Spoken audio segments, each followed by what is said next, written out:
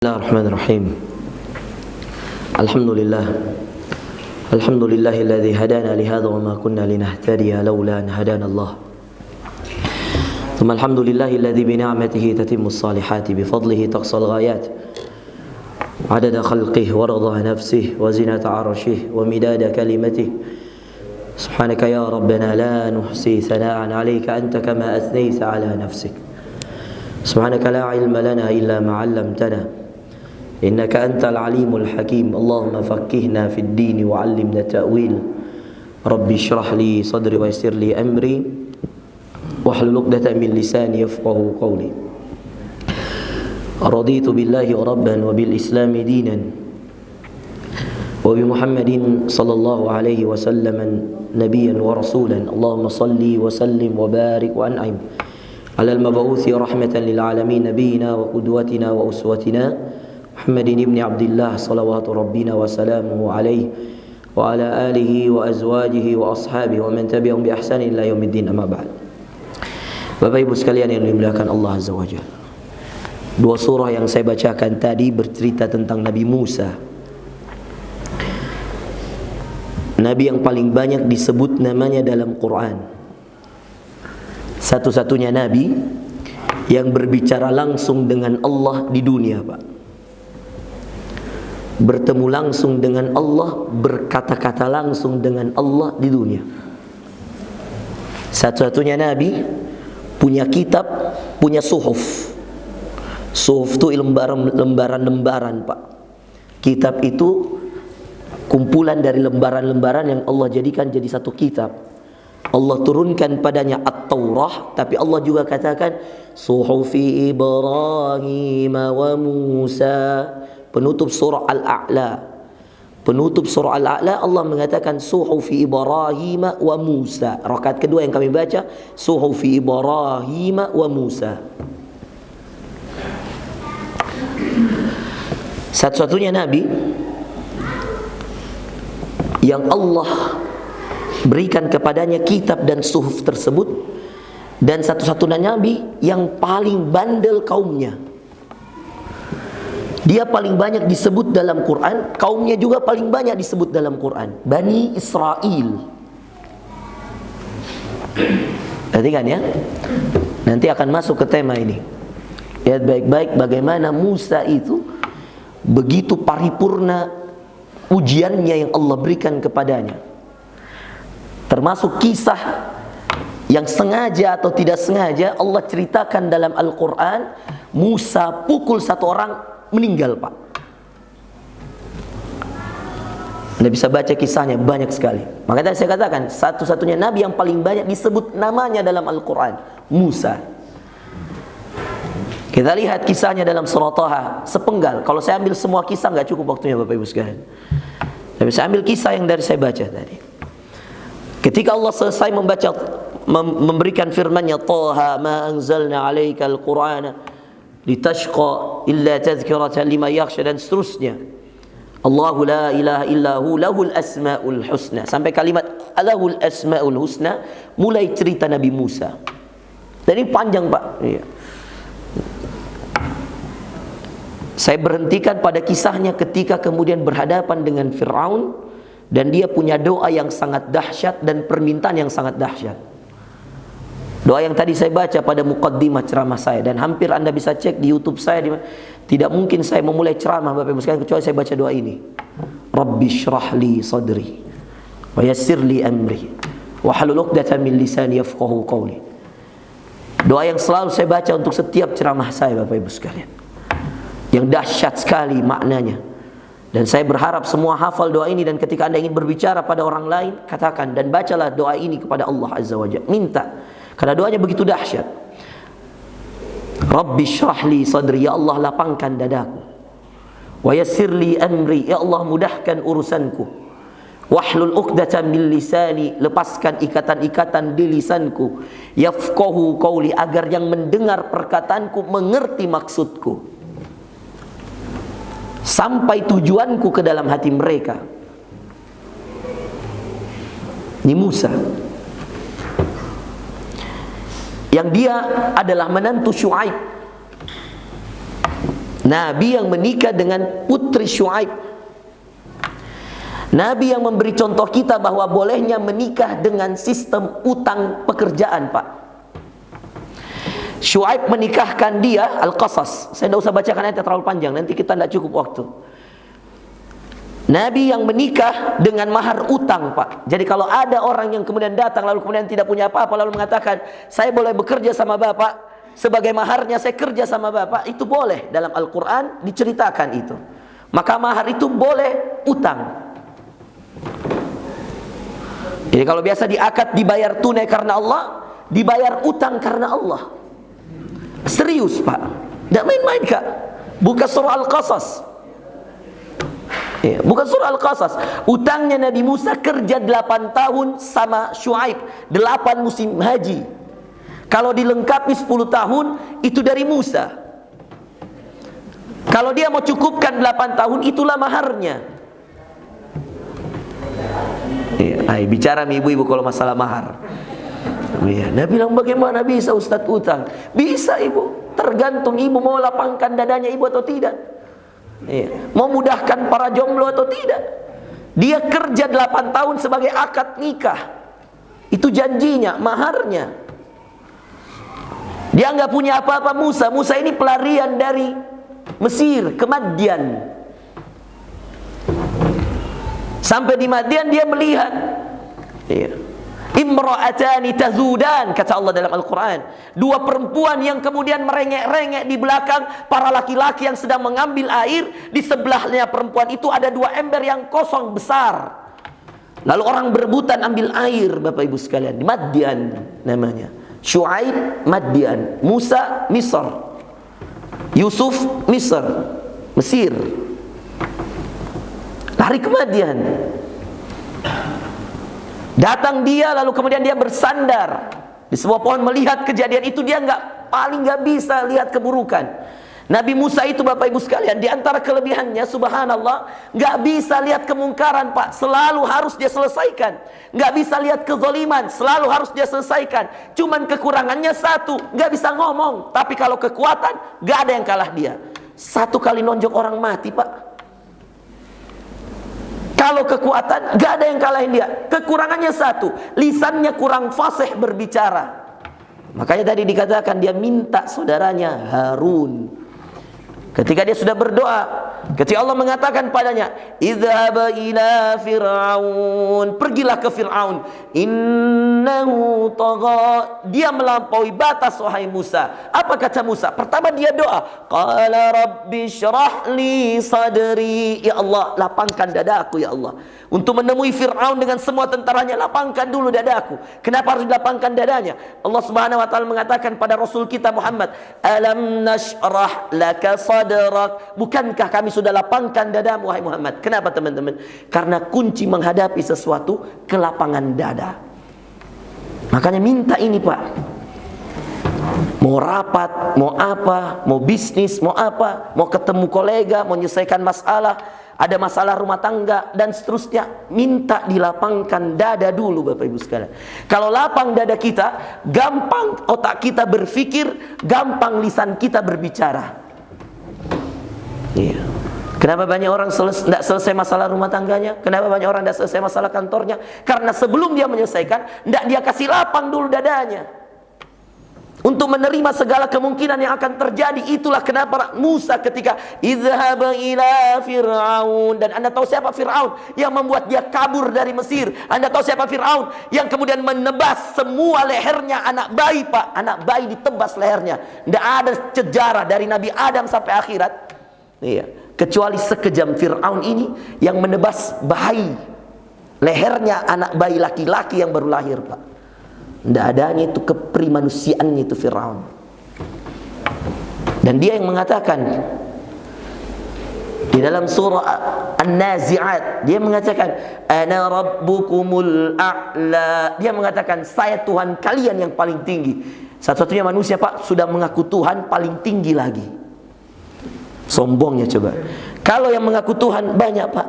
Tapi dia bilang ana rabbukumul a'la, saya Tuhan yang paling tinggi. Berkatalah Allah dalam Al-A'la, sabbihisma rabbikal a'la, sembahlah Tuhanmu yang maha tinggi.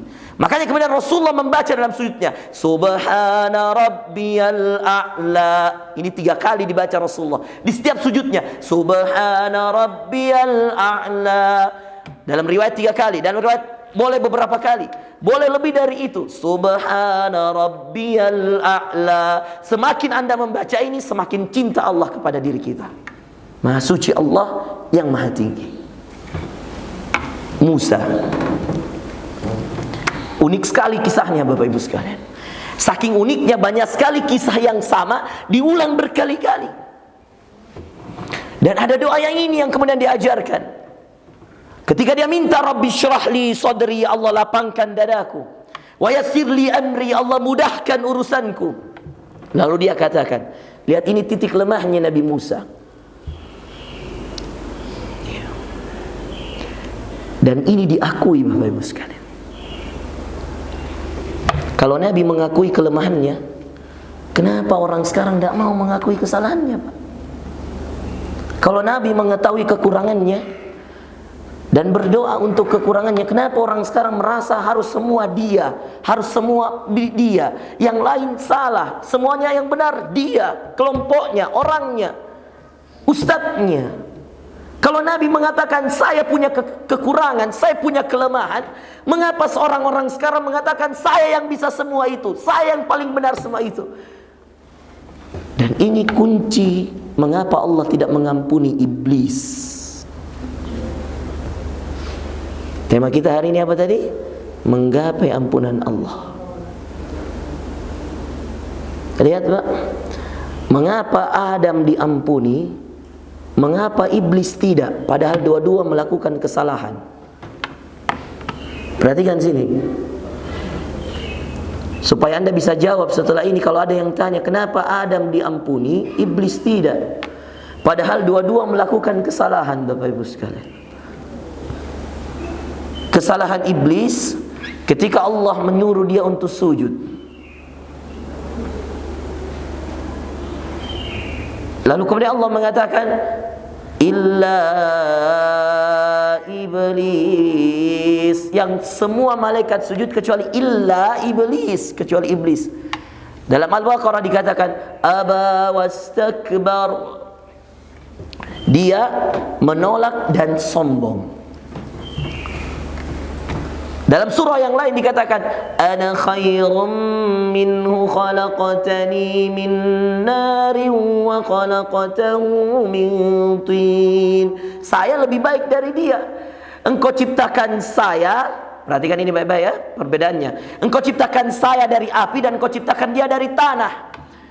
Aba wastakbar, menolak dan sombong. Lihat Adam.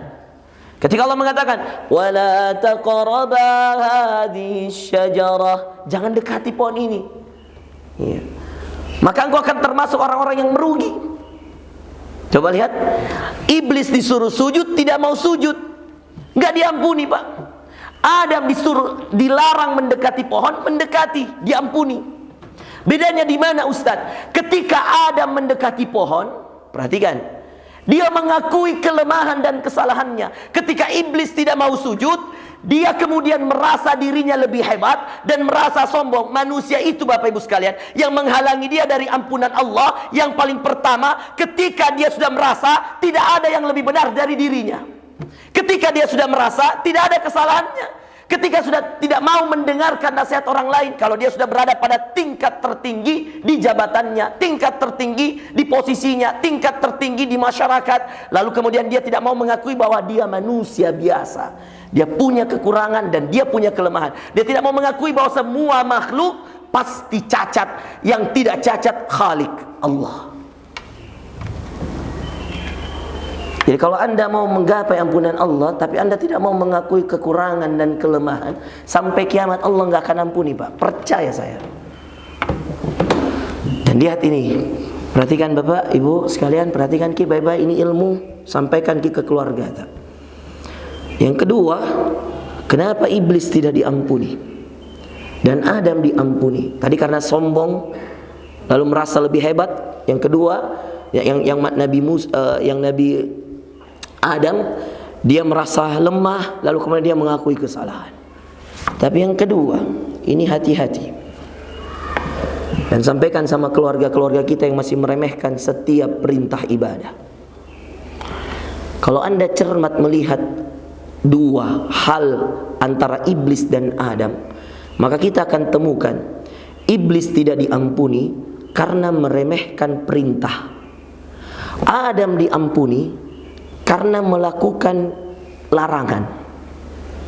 Saya ulang ini Pak, perhatikan cermat tangkap bahasaku supaya tidak salah faham Bapak Ibu. Iblis tidak diampuni karena dia remehkan perintah. Adam diampuni karena dia kerjakan larangan. Bisa difahami? Mengerti jadi? Apa perintah apa kita ini sekarang? Kenapa kita puasa? Siapa yang perintahkan kita puasa Pak?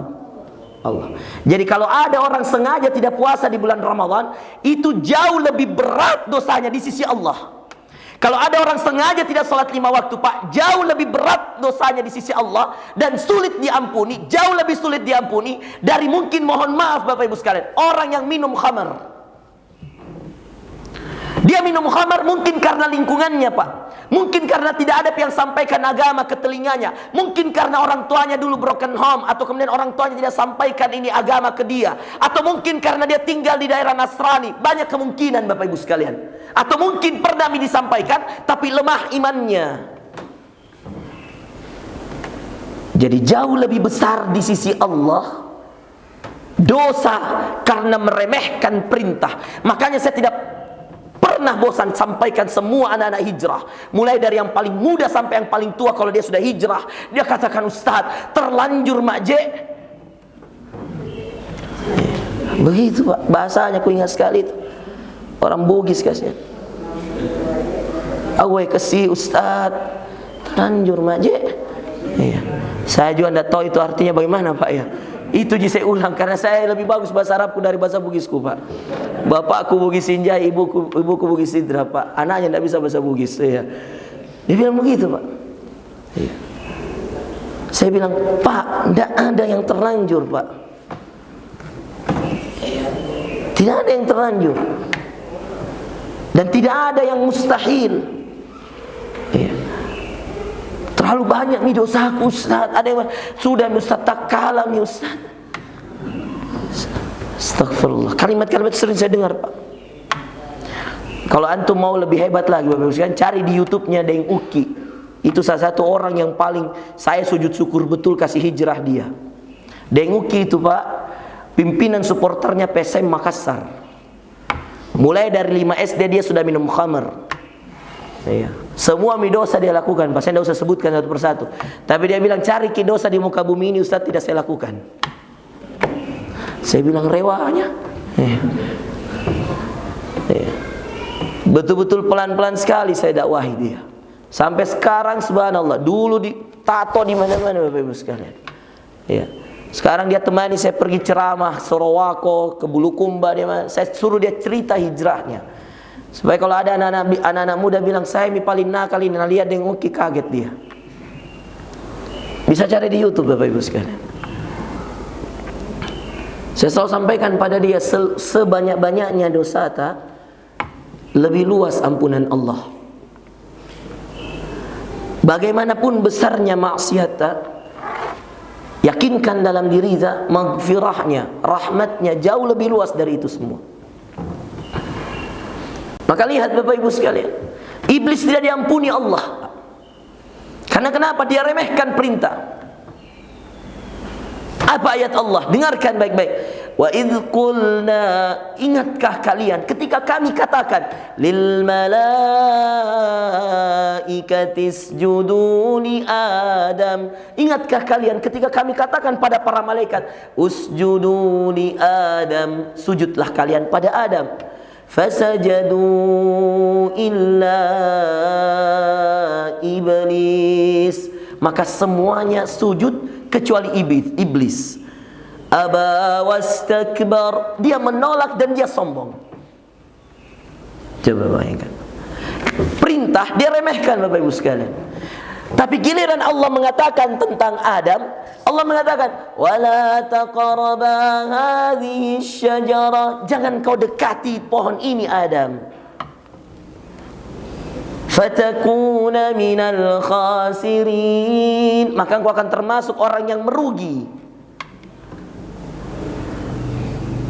Coba bayangkan, dilarang dia kerjakan Pak. Kita manusia Pak, dilarang berkali-kali, kadang-kadang masih ada rasa ingin tahu. Ya. Makanya anak kecil itu Bapak Ibu sekalian, dia ulang tak 3 kali, tak 5 kali, kadang-kadang kita masih maafkan. Karena kita bilang, mau jina coba-coba anak tak kodong. Ya. Hampir sama kira-kira begitu Pak. Tapi Allah Maha Pemaaf. Kalau kemudian kita orang tua mengatakan, nah 5 kali mau kau saya larang main bola maghrib, kenapa masih main bola? Ya. Dia bilang beda lapangannya Pak. Ya. Kemarin di situ, kemarin di sini, motoin ku coba di situ. Begitu anak-anak Bapak Ibu sekalian. Ya. Kira-kira kalau kita sebagai seorang ayah sudah 5 kali dia lakukan larangan kita, masih kita maafkan Bapak Ibu sekalian. 10 kali masih kita maafkan. Ya. Kadang-kadang sudah berlebihan pun masih kita maafkan. Ya. Coba Bapak bayangkan itu. Kenapa? Habis waktuku kah? Belum. Kalau habis bilang Ki. Kode kah? Habis kah? Berapa menit kah? 10 menit atau biasa tulisannya 10 menit. Tidak ada tulisannya, jadi kukira bebas. Kalau habis bilang Pak ya, saya tidak mau siksa jamaah. Iya. Tapi kalau habis bilang Ki waktu Ustaz habis ya, nanti lanjut lagi tahun depan. Iya. Satu di jadwalku di masjid ini Pak ya, bagi-bagi tauah. Iya. Biar mah ini kan itu pun karena masjidnya Bapak harus dikasih jadwal ini. Durhaka orang kota dikasih jadwal di sini Pak ya. Bahaya. Iya. Jadi subhanallah. Apalagi ada tarwih atau ada ceramah tarwih. Nah, iya. Kemarin saya dari Al-Markas Moros, kejar-kejaran waktu. Sudah kita Pak buka langsung ke jalan. Siksa betul kalau di Maros di Goa. Sebelumnya Tanjung Bayang. Ya Allah. Jauh-jauh Pak. Iya. Ini alhamdulillah subuhnya di sini Pak. Kita bisa bayangkan saya subuh di Tanjung Bayang nanti nih Pak. Jadi 3:30 mungkin saya sudah jalan, kasihan. Ya ilaha illallah. Iya. Tapi lebih baik Pak daripada kayak tahun lalu di rumah dikit terus. Iya. Pilih mana Pak? Betul enggak? Iya. Bagus begini. Iya. Saya lebih senang begini. Iya. Bisa ke sholat berjamaah. Tahun lalu Pak, subhanallah. Iya. Mau dia apa? Jadi tahun ini Pak saya terima semua jadwal. Tahun ini, khusus tahun ini saya terima. Karena pelampiasan tahun lalu tidak ada Pak. Iya. Tahun lalu tersiksa belum. Biar sholat Idul Fitri kita di rumah. Masih ingat enggak? Iya. Kalau saya ya, tidak tahu kalau kompleks ini banyak juga nakal-nakal saya lihat ya. Tidak ada jenta. Pokoknya ya begitu Pak ya. Terlalu bahaya. Tidak boleh tuh terlalu diikuti juga ya. Bapak Presiden hadiri di pernikahan. Iya. Iya, diliput lagi. Iya. Masa pernikahannya Halilintar dia datangi baru kita disuruh kasih jarak soft. Iya. Susah tuh. Iya. Tidak konsisten Pak. Kalau seandainya konsisten Presiden kain. Konsisten tongka saya tidak ceramah, iya. Karena pasti berkerumun orang Pak. Iya. Kalau dia datangi pernikahan, kalau ada pernikahan tidak berkerumun Pak, balai-balai itu Pak. Tidak mungkin, iya. Ya, duduknya saya sudah dekat-dekatan. Masa kita masih dipisah jarak-jarak di antara solat-solat kita? Pada Rasulullah SAW mengatakan, la tada'u furujatil li syaitan. Jangan biarkan soft-softmu diisi syaitan Pak. Jadi jangan ragu-ragu rapatkan soft sekarang Pak. Ya. Saya kadang-kadang ya kasihan juga. Tapi memang masih COVID ya. Sudah jaga jarak. Kalau yang masih mau jaga jarak, tidak apa-apa Pak. Kita jaga jarak. Saya juga masih pakai masker dan seterusnya. Tapi hati-hati Ki. Jangan sampai terbalik perlakuan. Ini yang tidak boleh. Kalau Anda konsisten dengan prokes, boleh. Tapi kalau Anda, mohon maaf, di masjid jaga jarak, di perkawinan tidak jaga jarak, Anda zalim sama Allah Pak. Betul nggak? Di sini Anda jaga jarak, di perkawinan Anda salaman, ciuman dan seterusnya, pelukan dan seterusnya, Anda zalim sama Allah. Ibadah sama Allah, Anda takut Pak. Padahal yang kasih kesehatan Allah. Giliran sama manusia, Anda tidak, ayo sekarang ayo tantang saya juga mau tantang Bapak. Kalau ada yang konsisten, aku acungi jempol Pak. Silakan jaga jarak dengan orang, kasih jarak. Tapi kalau Anda tidak bisa konsisten di luar masjid, jangan bikin peraturan dalam masjid Pak. Harus sepakat begitu dong. Iya. Kalau di luar masjid, di pasar Anda salaman, di pasar Anda biasa sekali ketemu orang, baku sentuh orang biasa, Anda tinggal cuci tangan setelah itu. Kenapa di masjid Anda terlalu takut? Kalau di kantor Anda biasa sekali rapat, kenapa di masjid Anda takut? Nah ini pertanyaan besar Pak. 1 tahun lalu saya belum bisa bicara begini Pak. Iya. Serius Kak, karena masih takut-takut Kak juga. Tak kalanya saya lihat Presiden hadiri pernikahan Pak, balai-balai di semua ini. Iya. Meskipun saya sudah pernah juga COVID Pak. Iya. Ada betul itu COVID Pak, ada betul. Percaya ada itu. Cuman begitu tadi saya maksud. Murni pilihan Allah, Pak. Murni pilihan Allah. Ada yang dikasih ujian. Saya 14 hari isolasi mandiri, Pak. Kenanya di pernikahan lagi. Pernikahannya anggota saya. Iya, serius, Pak. Iya. Jaga jarak sekali. Dan seterusnya. Saya akhirnya berpikir terus, kayak begini saya zalim. Saya hadiri pernikahannya orang, lalu kemudian di masjid saya jaga jarak. Di pernikahan saya foto berdempet-dempetan. La ilaha illallah. Iya. Kalau orang Jawa tidak mau jauh-jauh, Pak, saya jauh-jauh, gimana Ustaz, tanggung Ustaz, di pernikahan kapan lagi ketemu? Saya bilang, ya sudah. Iya. Nah, ini bagian daripada ikhtiar kita. Tetap pakai masker, Bapak Ibu. Tetap kita jaga jarak, tetap kita atur tetap. Tapi mohon maaf, konsisten. Kalau tidak bisa konsisten, jangan bandingkan Allah dengan manusia. Nah, ini titipan saya saja, Bapak Ibu sekalian. Supaya nanti di akhirat kita bisa pertanggungjawabkan semua perlakuan kita. Iya. Bapak dan Ibu sekalian melakukan Allah. Terakhir, ya. Saya ingin katakan seperti ini. Jadi ada beberapa hal ya yang saya sudah ceritakan tentang Nabi Musa dan ampunan ini. Nabi Musa itu, Bapak Ibu sekalian, setelah kemudian dia bunuh orang secara tidak sengaja, dia lalu kemudian meminta doa kepada Allah, meminta ampunan tidak berhenti-henti, Pak. Padahal dia Nabi. Adam dikatakan dalam riwayat, Bapak Ibu sekalian. Bukakin nanti surah Al-A'raf. Nanti baca saja ceritanya di situ. Ada kisah Adam dan Hawa ketika sudah diusir dari surga karena melakukan larangan, dihukum sama Allah. Hukumannya diturunkan ke dunia. Dari surga diturun ke dunia, tidak dikasih sama, Pak. Anda perlu tahu ini cerita. Dikasih turun ke dunia, dipisah. Adam di satu tempat, Hawa di satu tempat. Dikatakan dalam riwayat, dalam salah satu kitab tafsir, 40 tahun lamanya.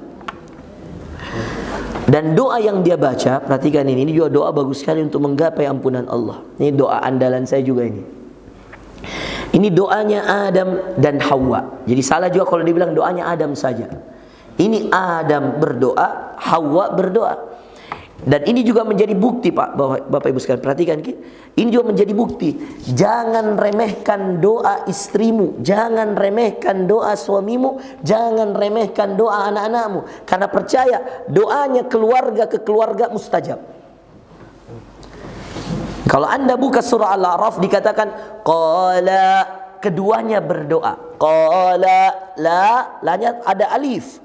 Qala rabbana zalamna anfusana. Dikatakan rabbana, ya Tuhan kami. Kenapa kami? Kenapa bukan rabbi? Kenapa rabbana? Karena dua orang berdoa, Pak. Dan kenapa juga doanya sama? Subhanallah.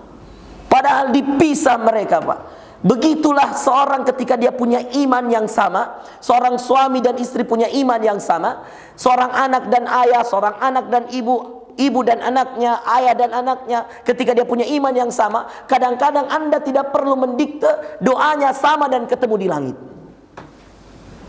Makanya itulah pentingnya mensolehkan anak, Bapak Ibu sekalian. Itulah pentingnya mensolehkan istri.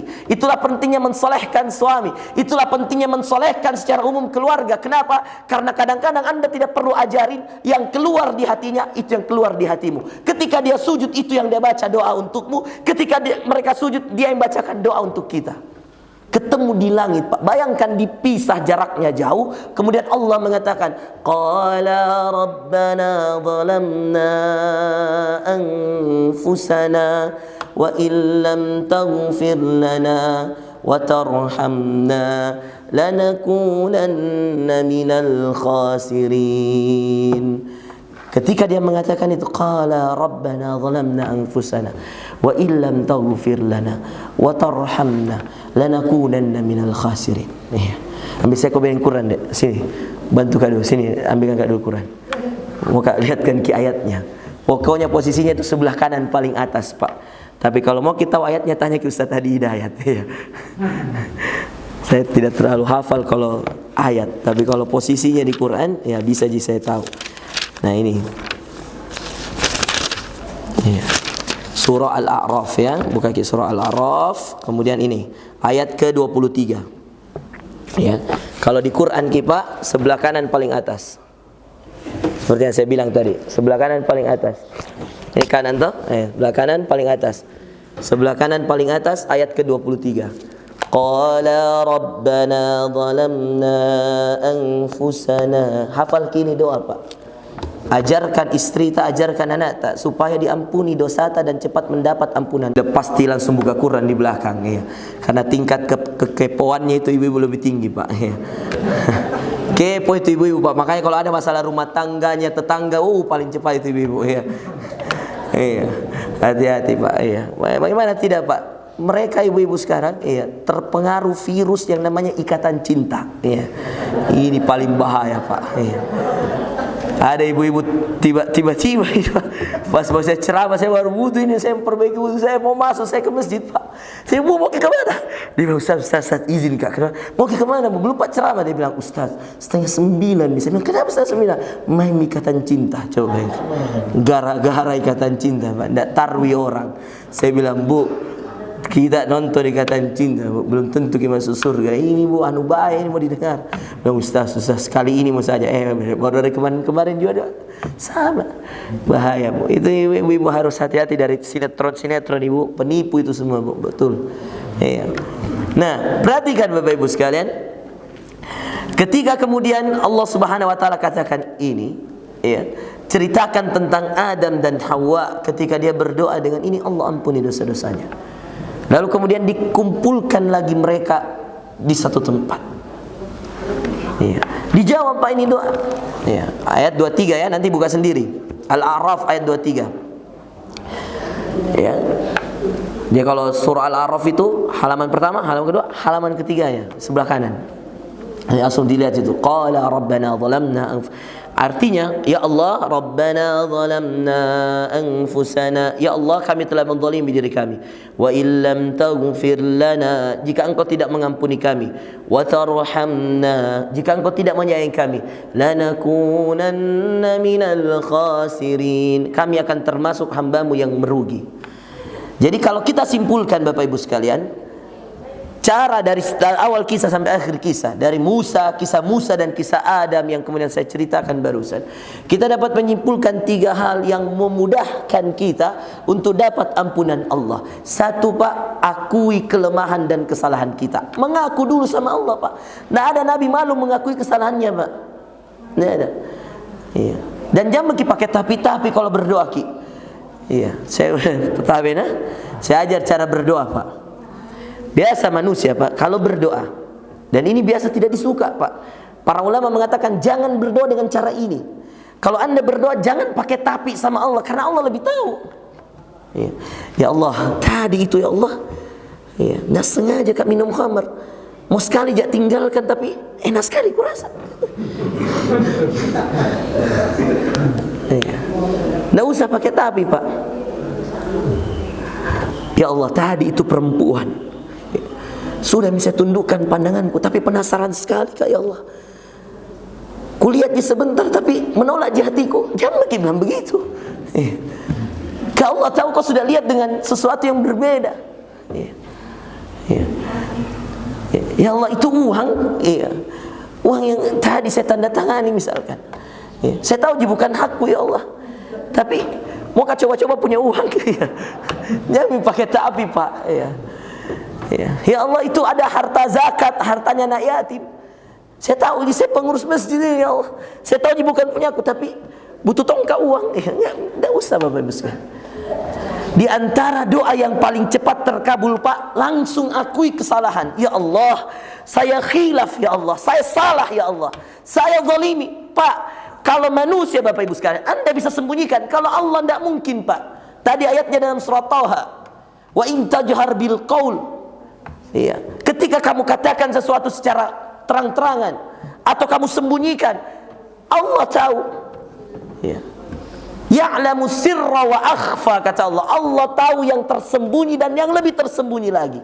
Jadi jangan pakai tersembunyi. Tapi Allah, aku sengaja, ya Allah. Ya Allah, Allah itu lebih suka, Pak, daripada kita bilang aku sengaja, ya Allah. Lebih bagus kita bilang, Pak, ya Allah, saya lemah, ya Allah. Saya khilaf. Saya hambamu yang selalu butuh bimbinganmu, ya Allah. Jauh lebih baik daripada kita katakan, ya Allah, tidak aku sengaja, ya Allah. Bisa difahami? Itu satu, Bapak Ibu sekalian. Akui kelemahan, kesalahan, kekhilafan. Yang kedua, Bapak Ibu sekalian, hindari perbuatan dosa, baik yang sifatnya, perhatikan, dan ini yang lebih utama, baik yang sifatnya meremehkan perintah atau yang sifatnya melakukan larangan, hindari. Karena dosa menolak doa, Pak. Saya ulangi, karena dosa menolak doa. 40 tahun sekali bernabi baru dijawab. Dan itu satu di dosanya. Itu pun bukan dikatakan dosa, Pak, karena tidak ada contohnya. Belum juga turun syariatnya. Cuman turun larangannya Allah, jangan dekati pohon. Seandainya ada orang sebelumnya pernah lakukan, maka saya yakin itu akan lebih berat. Tapi karena tidak ada orang yang sebelumnya lakukan, jadi lebih ringan. Lebih ringannya saja, Pak, 40 tahun Adam berdoa, Hawa berdoa, baru diampuni. Bagaimana kita ini yang dosa tak segunung kodong?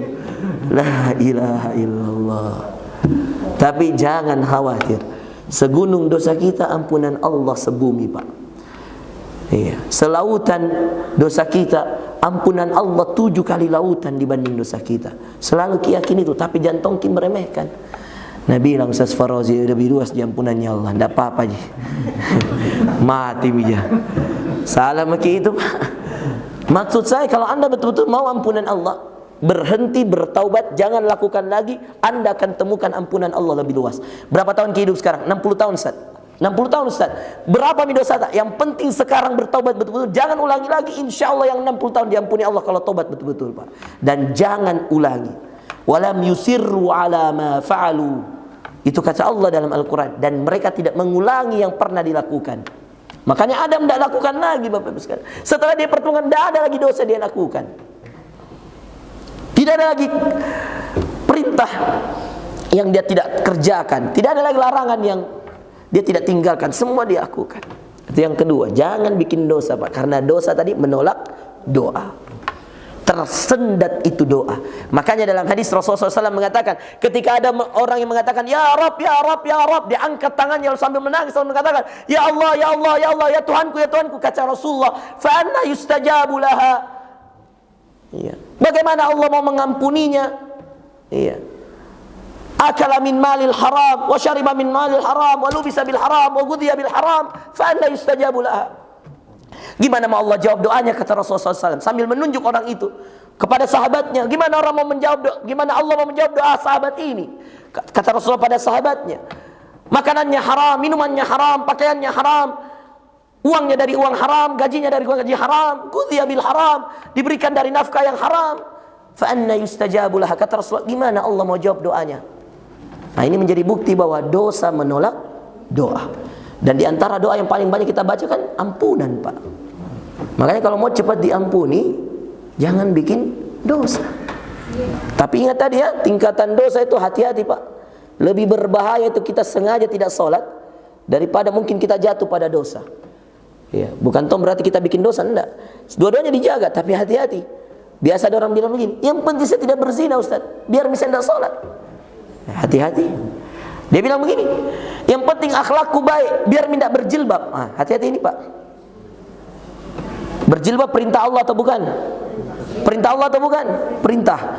Kalau dia bilang yang penting akhlakku baik, dia tidak bikin dosa misalkan, dia tidak berzina, dia tidak apa. Tapi di saat yang sama dia langgar ini perintah, seperti iblis melanggar untuk ketika disuruh sujud gak mau sujud, ini lebih besar dosanya, Pak. Hati-hati. Ya. Bahaya dan biasa sulit diampuni oleh Allah. Lalu kemudian yang terakhir, Bapak Ibu sekalian, yaitu doa yang kemudian kita panjatkan pada Allah untuk minta ampunan. Dan paling baik itu doa untuk minta ampunan, Bapak Ibu sekalian, diawali dengan mengakui kezaliman diri, mengakui kesalahannya. Ada doa yang saya bagus sekali sebenarnya, ajarkan cuman waktu, Bapak Ibu sekalian. Nanti cari di internet, tidak bisa saya ajarkan, saya bacakan satu kali saja. Itu Abu Bakar As-Siddiq. Setiap sebelum selesai salam dalam solatnya, Pak, setiap solat. Kalau tadi Adam kan Rabbana zalamna anfusana wa illam taghfir lana. Kalau Abu Bakar, Pak, ada doanya khusus. Mungkin dia pernah dengar Rasulullah SAW. Doanya Abu Bakar setiap sebelum salam, setiap solatnya. Kan biasanya Rasulullah itu menutup doanya dengan doa dalam hadis Muslim. Rasulullah menutup dengan 4 perlindungan. Saya yakin sudah pada hafal. Allahumma inni a'udzubika min adzabi jahannam, wa min adzabil qabr, wa min fitnatil mahya wal mamat, wa min syarri fitnatil masihid Dajjal. Itu kan dibaca, Abu Bakar juga baca, tapi ada dia tambah Abu Bakar doa yang dibenarkan oleh Rasulullah SAW. Apa doanya Bapak Ibu sekalian? Rabbana zalamna anfusana dhulumatin katsirah fa innahu la yaghfiru dzunuba illa anta faghfirli. Itu doanya Abu Bakar. Setiap sebelum salam, Abu Bakar selalu berdoa dengan doa ini. Rabbana zalamna anfusana. Mirip dengan doanya Adam. Rabbana zalamna anfusana. Ya Allah, kami banyak menzalimi diri kami. Kalau Nabi Adam, zalamna anfusana wa illam taghfir lana. Kalau Abu Bakar, doanya Rabbana zalamna anfusana dzulumatin katsira. Ya Allah, kami telah menzalimi diri kami dengan kezaliman yang sangat banyak. Coba ini Abu Bakar, Pak. Yang kata Rasulullah, seandainya imannya Abu Bakar diletakkan satu timbangan dan imannya seluruh penghuni bumi diletakkan pada timbangan yang lain, maka lebih berat imannya Abu Bakar dari imannya seluruh penghuni bumi. Saking dahsyatnya itu imannya Abu Bakar. Dan dengan seperti itu garansi dari Rasulullah, dia manusia pertama paling percaya pada Rasulullah, dia manusia paling pertama dijamin surga, dia manusia terbaik setelah Nabi dan Rasul. Dan dengan itu selalu setiap dia salat, sebelum dia salam, dia mengatakan Rabbana zalamna anfusana dzulumatin katsira. Ya Allah, aku telah menzalimi diriku dengan kezaliman yang sangat banyak.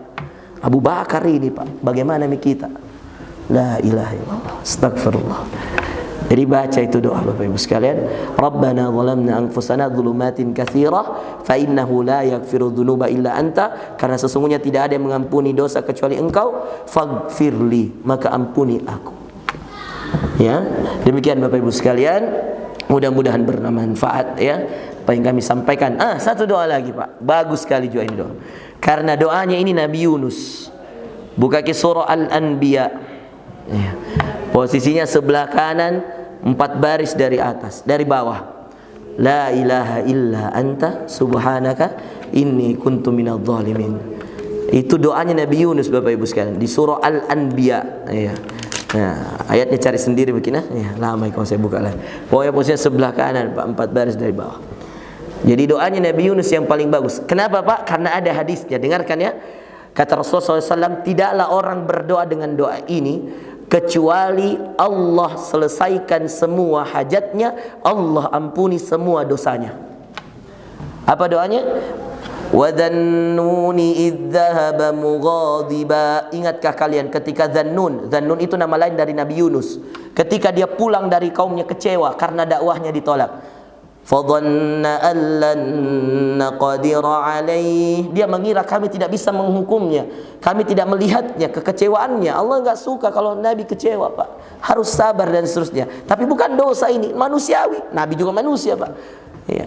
Fadhanna allan naqdira alaih. Lalu kemudian dalam satu kisah, Yunus masuk ke kapal, lalu kemudian karena kapal tidak seimbang, ombak tidak seimbang, diundi, Pak. Siapa yang kemudian keluar namanya, dia yang dilempar. Keluar namanya Dhannun, Yunus. Nama lain Yunus, Dhannun. Dhannun. Ya, kalau Dhunnun, tapi kalau bahasa Quran Dhannun. Nama lainnya Nabi Yunus Dhunnun, Dhannun. Bisa dua-duanya. Kalau di Al-Quran Dhannun. Keluar namanya Yunus, dilemparlah dia karena orang yang di atas kapal sudah sepakat. Masuklah ke dalam 3 kegelapan. Kegelapan perut ikan, kegelapan lautan, kegelapan malam. Makanya dikatakan fanada fidh dhulumat. Dia berdoa dalam 3 kegelapan. Kegelapan perut ikan, gelap itu ikan, Pak. Nah, tutup mulutnya, tidak ada cahaya. Gelap itu laut, coba mungkin bayangkan. Ya, mungkin penyelam-penyelam tahu. Ya, tidak ada, lebih gelap itu lautan paling dalam daripada gelapnya malam. Ya. Lalu kemudian gelapnya malam. Jadi 3 kegelapan, perut ikan, lautan, malam. Fanada fidh dhulumat. Lalu dia berdoa. Apa doanya? Allah ilaha illa anta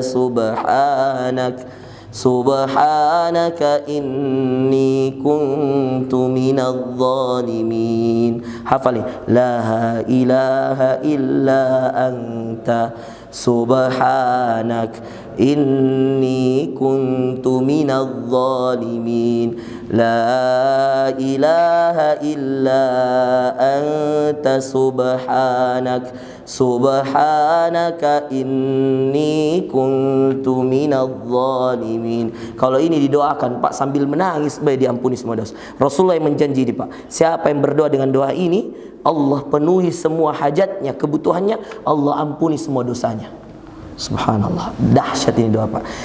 Berkata para ulama, kenapa ini doa jadi dahsyat? Sampai Rasulullah katakan itu karena doa ini mengandung 3 kalimat yang paling Allah suka di muka bumi. La ilaha illa anta, kalimat tauhid, tidak ada Tuhan selain engkau.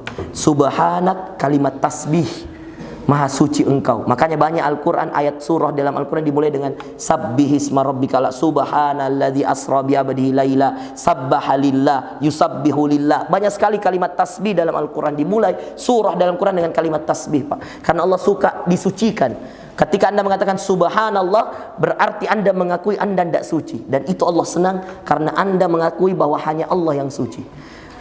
Tauhid, tasbih, dan yang terakhir istighfar. Inni kuntu minadh dhalimin. Makanya orang ketika mengakui saya zalim, itu berarti dia sedang minta ampun sama Allah. Rabbana zalamna anfusana, kami telah menzalimi diri, berarti kita sedang meminta ampunan Allah. Jadi ada 3 kalimat yang disukai Allah di sini. Tauhid, la ilaha illa anta, tasbih, subhanaka, istighfar, inni kuntu minadh dhalimin.